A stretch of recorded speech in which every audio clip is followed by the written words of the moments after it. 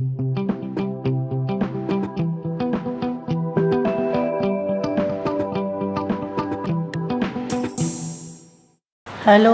नमस्ते स्टूडेंट्स। आज हम अधिगम के लिए आकलन एवं अधिगम का आकलन में अंतर स्पष्ट करेंगे। अधिगम के लिए आकलन असेसमेंट फॉर लर्निंग, अधिगम का आकलन असेसमेंट ऑफ लर्निंग। इन दोनों का हम पहले अलग अलग अध्ययन कर चुके हैं। आज हम इसमें अंतर स्पष्ट करेंगे। अधिगम के लिए आकलन में मैंने पूर्व में आपको जानकारी दी थी कि यह कक्षा शिक्षण कार्यक्रम के दौरान किया जाता है। जब कक्षा कार्य चल रहा होता है या कक्षा हो जाती है, उसके बाद इसका किया जाता है। जब छात्र पढ़ाई कर रहा होता है, कुछ सीख रहा होता है क्लास में, तो उस वक्त अधिगम के लिए आकलन का कार्य होता है। इसमें शिक्षक एवं विद्यार्थी दोनों ही अपने अपने कार्य का आकलन करते हैं। शिक्षक भी अपनी पढ़ाई गई कंटेंट है, टीचिंग मेथड है, इन सब का आकलन करता है कि वो जो अप्लाई कर रहा है वो सही है या नहीं। और स्टूडेंट भी अपने अपने कार्य का आकलन करते हैं कि मुझे कहाँ सुधार की क्या आवश्यकता है। और अधिगम का आकलन जो एंड में, वर्ष के एंड में होता है, जब छात्रों को मार्कशीट प्रदान की जाती है। तो यह अधिगम के लिए आकलन यह होता है रचनात्मक आकलन। रचनात्मक आकलन होता है। और जो अधिगम का आकलन होता है यह होता है योगात्मक आकलन होता है। ये भी आप इसमें एक अंतर स्पष्ट कर सकते हैं कि अधिगम के लिए आकलन होता है वो रचनात्मक आकलन होता है, और वो होता है अधिगम का आकलन योगात्मक आकलन, सम्मेटिव असेसमेंट होता है। फिर अब हम अंतर करेंगे। सबसे पहला अंतर है इसमें, यह अधिगम से पूर्व प्रारंभ होता है और यह प्रारंभिक प्रक्रिया होती है। अधिगम के लिए आकलन कक्षा शिक्षण कार्य के दौरान होता है। जब क्लास में शिक्षक बच्चों को पढ़ा रहा होता है, उसमें कुछ जानकारी दे रहा होता है, तब शिक्षक और विद्यार्थी दोनों ही अपना अपना आकलन करते हैं, अपने अपने कार्य का आकलन करते हैं। और अधिगम का आकलन इकाई के अंत में होता है। ये हो रहा है प्रारंभ में जब कक्षा कार्य चल रहा होता है, और ये जब इकाई के अंत में होता है, उसको जैसे मार्क्स प्रदान करना।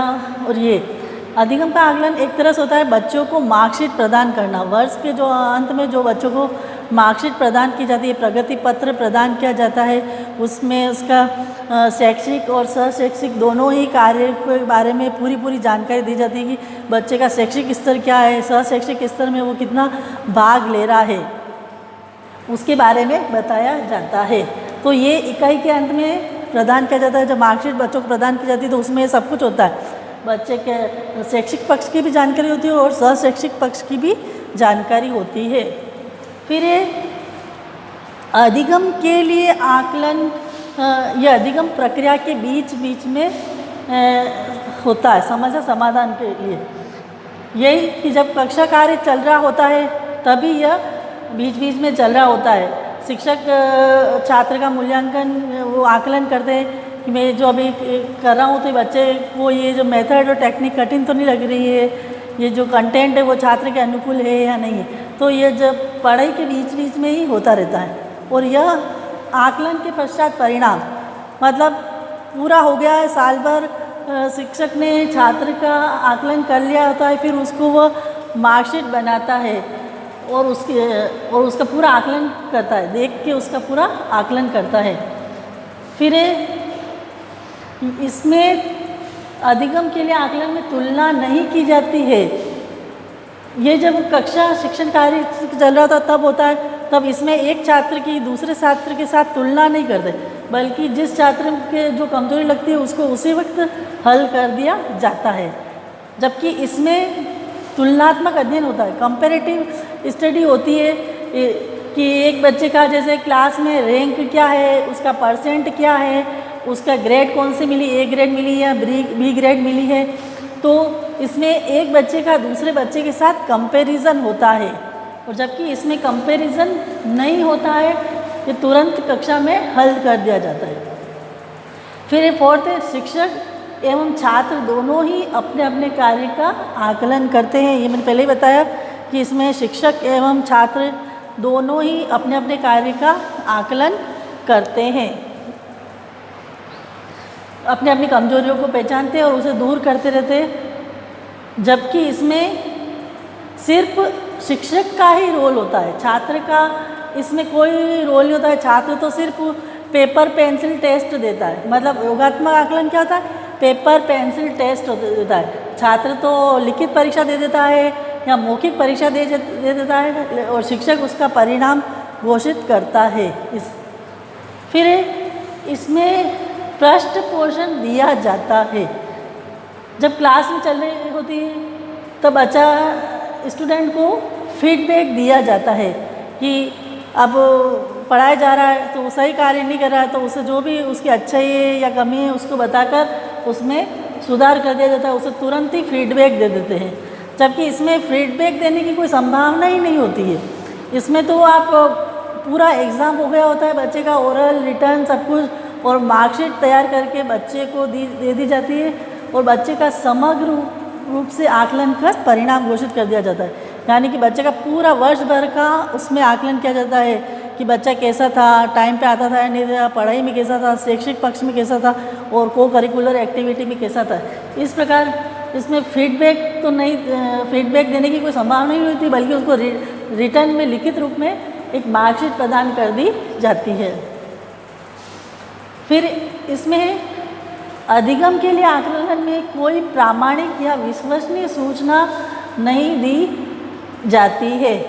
अब इसमें जब शिक्षक पढ़ा रहा है तो इसमें वो कोई भी एक प्रामाणिक या विश्वसनीय सूचना नहीं दे सकता है, मतलब ओरली उस वक्त उसे उसकी कमी और अच्छाई बताता रहता है। जबकि इसमें तो प्रामाणिक एवं विश्वसनीय सूचना किसके दी जाती है, अंक एवं ग्रेड देकर, मतलब बच्चे को प्रगति पत्र दिया जा रहा है, प्रोग्रेस रिपोर्ट दी जा रही है, उसके हिसाब से बच्चे को नंबर देते हैं, ग्रेड देते हैं, तो ये विश्वसनीय सूचना होती है, एक रिटर्न रूप में सूचना होती है। जबकि इधर तो सिर्फ ओरली बच्चे को फीडबैक दे रहे हैं, और इधर हम दे रहे हैं छात्र को प्रोग्रेस रिपोर्ट दे रहे हैं वर्ष भर के कार्य की, तो यह एक विश्वसनीय और प्रामाणिक सूचना होती है, अधिगम का आकलन। फिर है 7th है, इसमें शिक्षक की भूमिका पर्यवेक्षक के रूप में होती है, और जबकि इसमें शिक्षक निरीक्षण एवं मूल्यांकनकर्ता के रूप में होता है। इसमें शिक्षक सिर्फ बच्चे के जो कार्य दिया गया है उसका ऑब्जर्वेशन करता है, उसे देखता रहता है और उसे फीडबैक देता रहता है। जबकि इसमें शिक्षक बच्चे को पूरी तरह देखता है, उसकी परीक्षाएं लेता है, फिर उसको मूल्यांकन करता है कि वो बच्चे का लेवल क्या है, उसको प्रोग्रेस रिपोर्ट देता है, बच्चा औसत स्तर का है, मध्यम स्तर का है, निम्न स्तर का है। तो बच्चे को इसमें अंक एवं ग्रेड देकर प्रोग्रेस रिपोर्ट बनाकर इसमें शिक्षक छात्र का मूल्यांकन करता है। इसमें अधिगम के लिए आकलन असेसमेंट फॉर लर्निंग में मौखिक पृष्ठ पोषण दिया जाता है, ओरल फीडबैक दिया जाता है। क्लास में छात्र को ओरल फीडबैक दिया जाता है, कोई रिटर्न में कुछ नहीं होता है। जबकि इसमें छात्रों की अधिगम उपलब्धि का स्वरूप प्रस्तुत किया जाता है। इसमें ओरल फीडबैक नहीं देते, उसको रिटर्न में प्रोग्रेस रिपोर्ट बनाकर उसका मूल्यांकन करते हैं, दूसरे छात्रों के साथ तुलना करते हैं। फिर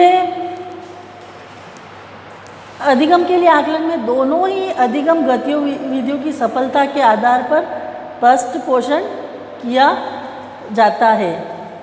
इसमें बताया गया है कि शिक्षक एवं छात्र दोनों ही अपना अपना फीडबैक लेते हैं। एक टीचर को भी अपना फीडबैक मिलता है कि उसके ऑल ओवर करिकुलम में कहाँ सुधार करना है, या उसे सिलेबस में सुधार करना है, या फिर उसकी जो क्लासरूम में उसको सुधार करना है, या टेक्निक में उसे सुधार करना है, तो इसके लिए वो उस फीडबैक लेता रहता है। इसमें कोई फीडबैक लेने की आवश्यकता नहीं होती, सिर्फ परिणाम प्रस्तुत किया जाता है मार्कशीट देकर। फिर लास्ट है, इसमें प्रगति की सूचना कक्षा में दी जाती, मतलब ओरली कक्षा में मुंह से बता देते हैं बच्चे को शिक्षक कि आपका क्या सुधार करना है। और इसमें यह व्याख्यात्मक नहीं होता है, यह तो व्याख्यात्मक होता है, बच्चे को बोलकर ही कक्षा में ही तुरंत ही एट ए टाइम उसे बताकर सुधार कर लिया जाता है, पर यह व्याख्यात्मक नहीं होता है। इसमें सिर्फ बच्चे को मूल्यांकन पत्र प्रदान करके उसका आकलन किया जाता है। तो ये हो गया अधिगम के लिए आकलन एवं अधिगम का आकलन। ये रचनात्मक आकलन होता है और ये योगात्मक आकलन होता है, ये भी इसका एक अंतर है। धन्यवाद।